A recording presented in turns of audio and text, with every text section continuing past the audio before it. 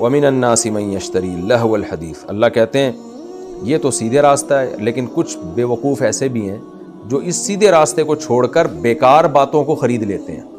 لہو الحدیث وہ باتیں جن کا نہ دنیا میں کوئی فائدہ نہ آخرت، بیکار باتیں۔ اس آیت کا ایک شان نزول ہے، وَمِنَ النَّاسِ مَن يَشْتَرِي اللَّهْوَ الْحَدِيث، لوگوں میں کچھ ایسے لوگ بھی ہیں جو بیکار باتوں کو خرید لیتے ہیں قرآن کے بدلے میں یا اللہ کے راستے کے بدلے میں۔ نضر ابن حارث جو تھا یہ کافر تھا، یہ فارس جایا کرتا تھا تجارت کے لیے، تو جب یہ وہاں جاتا تو فارس میں جو بادشاہ لوگ تھے ان کے محلوں میں بھی جانا ہوتا، اور وہاں اہل فارس سے اپنے بادشاہوں کے اور اپنے بہادر لوگوں کے قصے کہانیاں سن کے آتا، اور وہاں سے ایک ناچنے والی باندی بھی لے آیا۔ تو لا کے نا صحابہ کو جو بھی عرب لوگ تھے مکہ میں، ان لوگوں کو کہتا کہ محمد صلی اللہ علیہ وسلم تم کو موسیٰ کے، قوم عاد، قوم سمود کے واقعات سناتے ہیں، چھوڑو ان واقعات کو، میں تمہیں تاریخی قصے سناتا ہوں۔ تو وہ قصے بیٹھ کے سناتا، رستم جو پہلے زمانے میں جو پہلوان گزرے تھے وہ فارس میں، رستم ٹائپ کے، اور ان کی قصے کہانیاں شروع کر دیتا، لوگ اس میں دلچسپی لینے لگتے۔ دوسرا اس نے ایک ناچنے والی باندی رکھی ہوئی تھی جو گانے سنایا کرتی تھی، تو لوگوں سے کہتا تم محمد صلی اللہ علیہ وسلم سے قرآن سنتے ہو، ادھر آؤ۔ وہ باندی ناچتی تھی اور ان کو گانے سنایا کرتی تھی، تو لوگ پھر اس میں دلچسپی لینے لگے۔ تو ان سب چیزوں کو قرآن نے لہو الحدیث کہا کہ اتنی اچھی بات کو چھوڑ کر تم ایک لہو الحدیث، گانے بجانے اور ان باندیوں میں اور موسیقی میں دلچسپی، موسیقی کے آلات بھی اس میں داخل ہیں، جیسے عبداللہ بن عباس رضی اللہ تعالیٰ عنہ نے لہو الحدیث کی جو تشریح کی ہے وہ گانا بجانا، موسیقی کے آلات، تو یہ سب چیزیں اس میں داخل ہیں۔ تو علماء نے لکھا ہے کہ کوئی ایک چیز اس آیت کا مصداق نہیں ہے، ہر وہ چیز جو اللہ کی یاد سے آپ کو غافل کر دے اور غفلت کا ذریعہ بنے، جو آپ کو قرآن و سنت سے دور کر دے، اس میں ڈرامے، فلمیں اور سارا دن جو میچز دیکھتے رہتے ہیں، بیٹھ کے سارا دن تبصرے کرتے رہتے ہیں، ہر وہ چیز جو آپ کو اٹریکٹ کرے اپنی طرف اس طور پر کہ وہ آپ کو اللہ سے اور اسلام سے اور قرآن سے غافل کر رہی ہے، وہ تمام چیزیں لہو الحدیث میں داخل ہیں۔ اب اسی آیت سے علماء نے موسیقی کے ناجائز ہونے پر بھی استدلال کیا ہے، کیونکہ موسیقی بھی جو لوگ گانے بجانوں میں لگتے ہیں ان کو پھر قرآن سے دلچسپی تھوڑی ہوتی ہے، وہ تو ہر وقت ہیڈ فون لگا کے، ہینڈ فری لگا کے ناچتے رہتے ہیں، گانے سنتے رہتے ہیں۔ یا بعض لوگوں نے یہ کہا ہے کہ بھئی یہ اگر اس سے ہم گانے بجانے کو حرام قرار دیں تو یہاں تو وہ گانا بجانا مراد ہوگا لیضل عن سبیل اللہ، جو اللہ کی یاد سے غافل کرے، تو وہ موسیقی اور وہ گانے بجانے جو ہمیں اللہ کی یاد سے غافل نہیں کر رہے تو وہ تو جائز ہونے چاہیے۔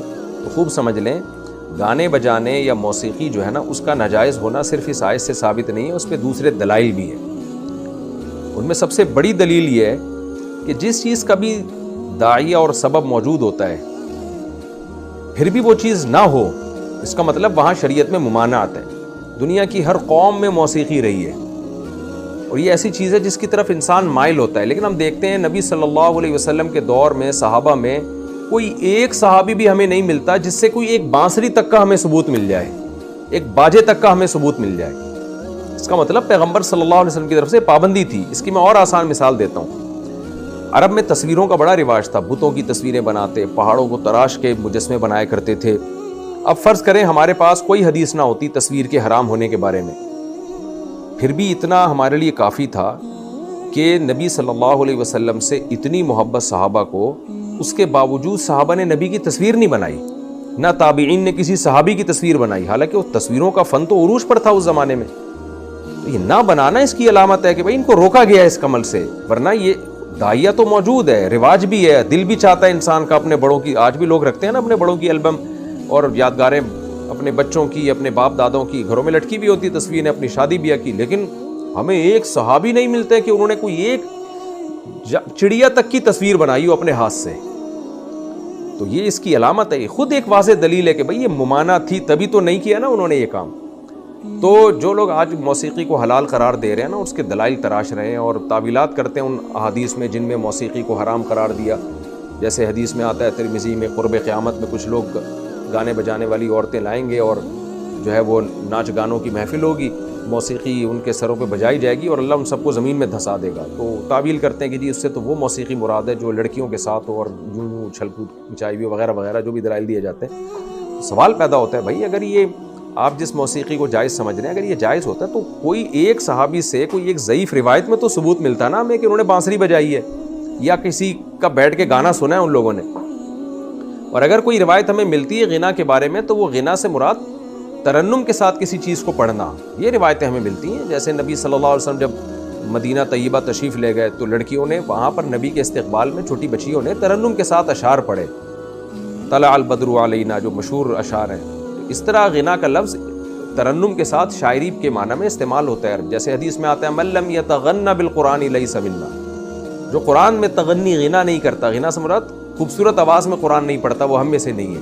تو اب یہ تو نہیں کہ آپ قرآن معاذ اللہ گانے کے طرز پہ پڑھنا شروع کر دیں. تو اگر یہ جو موسیقی آج جس کو جائز ہونے کے پیچھے لوگ پڑے ہوئے ہیں، آج نئے نئے اسکالرز آ رہے ہیں اور کہہ رہے ہیں موسیقی جائز ہے، لوگوں کو، نوجوانوں کو وہ خراب کر رہے ہیں، اس کا کوئی گنجائش ہوتی نا اسلام میں.